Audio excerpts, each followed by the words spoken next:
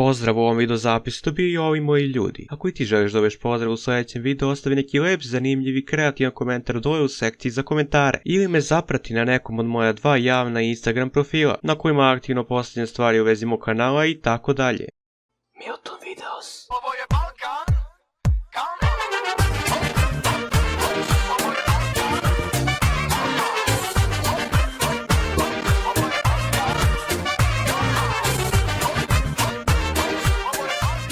Zdarova i dobrodošli. Sigurno ste upoznati sa mojim videozapisom o aukizmu koji sam izbacio pre par dana, pa niste jedini koji su uživali u njemu jer je dobar deo tog videozapisa završio na nacionalnoj televiziji Happy. Iskren da budem i nisam iznenađen da je video kao što je taj primećen, jer ako u pretrazi upišem aukizam, realno i nemamo neki izbor videa u kojima možemo saznati nešto o aukizmu. Međutim, dosta vas zna da moji videozapisi nisu nešto što bi trebale gledati osobe koje ne mogu skroz racionalno da razmišljaju, jer može doći do pogrešnog shvatanja onoga što sam rekao. I to se možda i desilo. Tako da ćemo mi danas zajedno da pogledamo neke delove ove emisije u kojoj se našao veliki procenat mog videa. Naravno bez pitanja za korištenje istog i bez bilo kakvih kredita. Ali pre gledanja toga videa nam je potrebno neko predznanje, pa ću vam sad objasniti šta znače neki pojmovi. Reč sarkazam nam dolazi iz grčkog jezika i tokom vremena značenje ove reči se menjao, tako da je glagol sarkazein proširio značenje od gristi usne u besu preko razbesniti se, sve do rugati se ili podsmevati se. Sarkazam je oštar, često satiričan i ironičan komentar smišljen da nanese uvredu. U formi glagola biti sarkastičan znači reći ili napisati neku satiričnu primedbu na različit način. Njegov stepen recepcije zavisi od toga kakav efekat izaziva kod sagovornika. Može biti gorak, često ironičan, uvredljiv, nadobudan ili pakostan. Satira je kritika određenih pojava, osoba ili postupaka kroz humor i kao takva može biti književna ili govorna forma. U književnoj formi satira je oblik u kojem pisac na podrugljiv i duhovit način kritikuje državu, vlast, pojedince ili grupu ljudi s namerom da svojim čitaocima razobliči društvene nedostatke, sebičnost, glupost i nepromišljenost pojedinih ljudi. Ironija je fina, prikrivena poruga koja se sastoji u tome što se njome kazuje baš protivno onome što se u stvari misli i hoće da se kaže. Na primjer, kada se Plavšiću kaže da je hrabar, Klanom da je sit, Glupom da je pametan i tako dalje.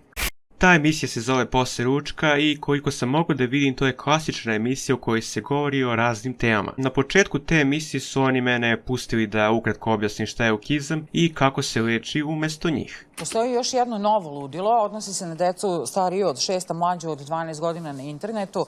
Sada, ja u videu jesam rekao da su pripadnici aukizma od 6 do 12 godina, ali izgleda da su oni to shvatili kao obavezno pravilo i tako su to i izneli u emisiji. I koliko god ovaj detalj bio nebitan, jednostavno mi je neverovatno da će neko ko radi na nacionalnoj televiziji tek tako uzeti neke neproverene podatke iz nekog YouTube videa od par hiljada pregleda i to podeliti sa par stotine hiljada ljudi na televiziji sa toliko sigurnošću to da je to validna informacija.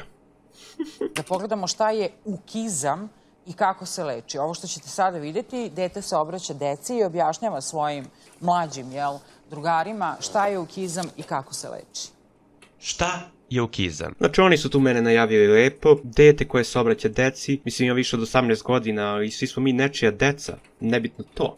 Rekli su o čemu ću pričati, znači aukizam i kako se leči, što je doslovno naslov moga videa, nebitno i to. Posle toga oni puštaju maltene ceo moj video bez uvoda i deo u kome pričamo o poređenju fekalija i pažnju im privlači deo u kome sam rekao da sam napravio peticiju za legalizovanje javnog kamenovanja. Ja sam još pre više od nedelju dana napravio peticiju za legalizovanje javnog kamenovanja u Srbiji i ako budemo to uspjeli da postignemo, mislim da bi bilo idealno da se donese i zakon da se kamenuju svi roditelji nevaspitane razmnožene dece koja su članovi aukizma. I sada posle gledanja ovog isečka, ako mislite da sam stvarno za legalizovanje javnog kamenovanja i kamenovanje roditelja nevaspitane dece, vi verovatno imate neki problem. Ali hajde da vidimo kako su gospoda sa televizije reagovala na ovo. Dimitrije Postović, sektolog. Dobar dan, Dimitrije. Dobar dan. Sad, sa jedne strane imamo aukizam, a sa druge strane imamo peticiju da smemo da kamenujemo roditelje dece su ušlo u aukizam.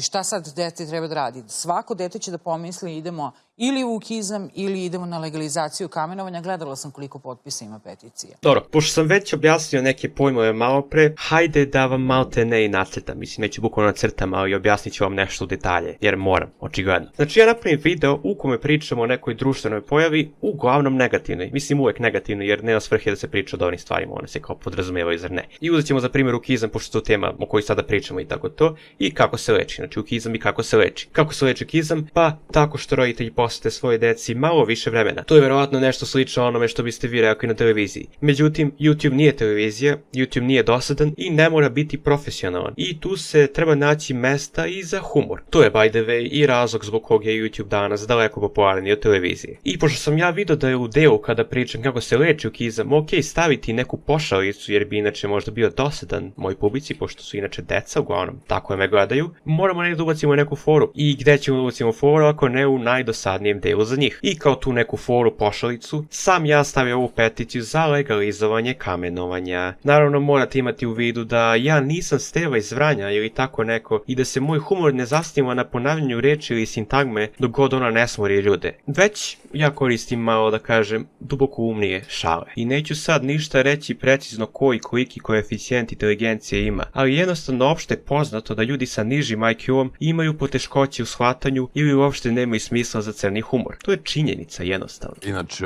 trudim se da malo pričam, nemam šta da pametno da kažem, ja gledam da ćutim, ali ovdje je očigledno da je reč o obe strane iste medalje. To kamenovanje i ovo. Znači, apsolutno isto. Sve je to deo projekta. Mora da se napravi teza i antiteza. I teza i antiteza su u službi istog gospodara. All right, let me ask you this one time. What master do you serve? What master do I serve? What am I supposed to say, Jesus? Sad ovako, nemojte ljudi, molim vas, da pričate ovako neke stvari ako uopšte i ne znate o čemu se radi ili znate samo neke osnovne stvari. Znači, ako ćete da pričate o nečemu, nemojte da pričate o tome ako 100% niste sigurni u to što pričate. Ja nisam član nikakve sekte, nemam nikakve veze sa UKQ i ne služim ni jednom gospodaru. Ja sam samo neko ko se trudi da na internetu na zabavan način bude neki, da tako kažem, glas razuma i da ljude, to jeste decu, preusmeri na pravi put. Možda biste i vi sebe tako opisali, ali razlika između nas je to što sam ja informisan o temama o kojima pričam, što imam bolji pristup i ne treba mi emisija od 2 sata da bih nešto rekao i da to na kraju nema nikakvog smisla. Ja također ne pokušavam da nešto na sve moguće načine ocrnim, bilo da imam argumente za to ili ne. Ako je nešto loše, ja objasnim zašto je to loše i koliko je loše. Neću da kažem da je nešto loše samo zato što mi je, ne znam, neko rekao da kažem da je to loše da ga ocrnim do kraja. Ja ne služim nikome. I opet, pored svega toga, ja budem proglašen za, ne znam, sektaša zbog pošalica o legalizovanju kamenovanja. Ma da. Eto, peticija za kamenovanje u Srbiji. Ljudi, pa to je... Ali to je toliko, to već nije ni morbidno. To je, pritom, ja sam gledala sad ovaj prilog ovde.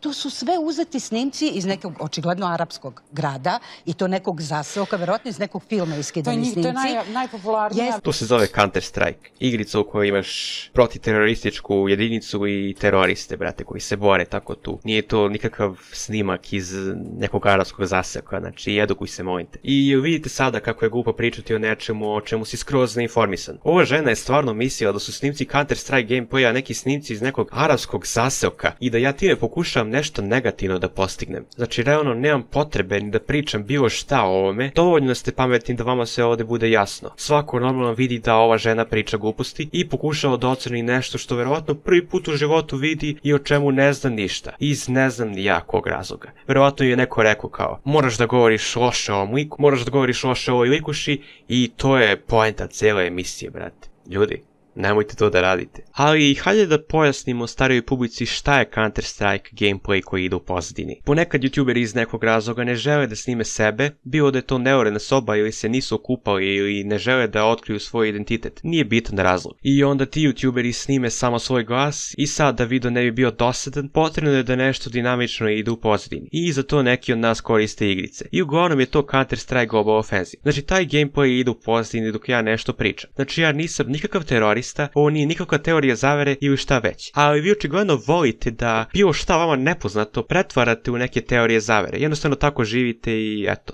prihvatite da verujete u te stvari.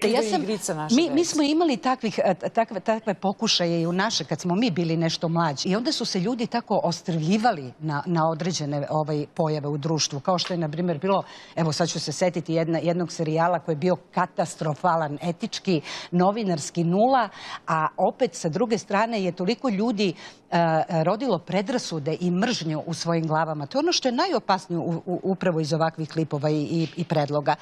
Kad vi date ljudima mogućnost da počnu da mrze nešto drugo, nešto što vi mislite da nije u redu, a to vaše mišljenje se zasnova na tako nekim sitnim zrncima peska, uglavnom na neznanju, znači uglavnom na nekim nikakvim argumentima, ali vi ljude naterate da to počnu da mrze. A ovo što je sada rekao je sa druge strane toliko licemerno, jer pazite sad, ona govori da su ovi moji klipovi poziv na mržnju nečega što ja mislim da je loše, a da se to moje mišljenje zasniva na neznanju i na nikakvim argumentima. Dobro, okej. I opet ja kažem, ja stvarno ni sada nemam potrebe da pričam jer svi mogu da vide šta se ovde zapravo dešava i o čemu oni ovde pričaju i ko je u pravu. Ali dobro, oni su mene ovde prozivali za dosta stvari. A na osnovu čega? Na osnovu toga što sam napravio peticiju da se legalizuje kamenovanje i zbog toga što mi ide gameplay Counter-Strike u pozadini. To zbog čega vi mene pokušavate da ocenite je ništa. Nikakvi argumenti i sve to što pričate se zapravo zasniva na vašem neznanju. Ljudi, vi ste pogledali jedan deo mog videa i odmah ste me na javnoj televiziji proglasili za sektaša. I ne znam šta još, teroristu i vanzemaljca i šta ćete još da kažete, ne znam, gospodara ove sekte možda. Da, možda sam ja zapravo gospodar ove sekte, a da to ni ne znam, zar ne? Nema veze. Ali moram reći da ovo uopšte nije u redu i ovo što vi radite je sramota. Sramota za televiziju, za medije, za naš narod i sramota bukvalno za sve, brate, šta god da kažeš. Vidi kako, to je još bez veze montaža. Znači, svi ti YouTube prilozi koji se prave na ovakve ti postovi, koji se prave sa ovakvim seckanjem, to čovjek može da vidi. Pa ovde nema sve od Srbije u ovom prilogu koji smo videli. Biće jasno, moramo da napravimo sigurnu pauzu. Osim peticije za kamenovanje. To je najstrašnije. Predstavit ćemo i tu devojčicu. Šta god da je rekao. Bez veze montaža, seckanje, nema sve od Srbi, kamenovanje je strašno. Nemam ideju ko je i šta je ova žena, ali verujem da je tu dovedena samo da bi odužila emisiju pričajući gluposti i time podižući gledanost, jer ljudi vole da gledaju ljude kako pričaju gluposti i time se nerviraju. Ali barem da postoji neka skripta, barem da je ovo što priča povezano, da ima barem neki smisao, pa nebitno da li je tačno ili netačno, ali ne ovako ljudi, nemojte ovo da radite. Deca su jako zrela, to samo mi mislimo da deca ne shvataju humor i da ostalo. Mislim da deca razumeju, da deca... Bravo, to je to, tačno je. Jedina smislena stvar koju je ova žena rekla za trajanje cele ove emisije. Zamisli, brate, pričaš 2 sata i ne kažeš ništa smisleno i povezano. Bolje da je ćutala celu emisiju i ono. Ispalo bi mnogo pametnije, recimo, u mojim i očima drugih ljudi, ali dobro, nema veze. Tačno, deca razumeju humor, ali vi ne razumete. Jer da razumete humor i da imate barem malo smisla za isti, ne biste ovako javno pričali gluposti. I to je realno to, a sada ću javno reći Happy TV-u i bilo kojoj drugoj televiziji da ne rade više emisije u kojima će ljudi pričati o temama o kojima nisu dovoljno informisani. Druga stvar, ne možeš da dovedeš sveštenika i sektologa koji su stariji od 40 godina u emisiju koji se priča o tiktokerki i youtuberu. U takvu emisiju dovedeš nekoga mlađeg koji se razume i prati sve te stvari. Ali dobro, na greškama se uči. Samo te greške treba neko da primeti da se ne bi nastavljale, razumete. Hvala na razumevanju. Hvala na gledanju, vidimo se, doviđenja. Oj, da svidanja.